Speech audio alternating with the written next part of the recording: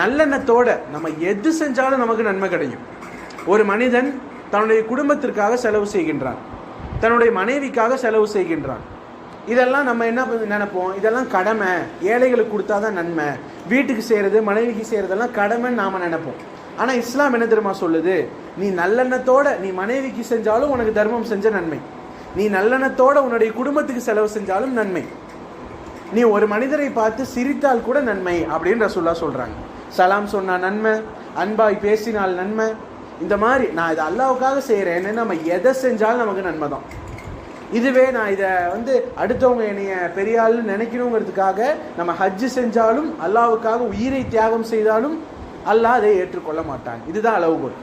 இதுதான் ரசூலுல்லாஹ் ஷார்ட்டாக சொல்கிறாங்க, இன்னமல் ஆமாலு பின்னியாத், செயல்கள் அனைத்தும் உங்களுடைய எண்ணங்களை பொறுத்தே. ஒருத்தர் என்ன பண்ணியிருப்பார், இது தன்னுடைய பெற்றோரை கவனித்திருப்பார்,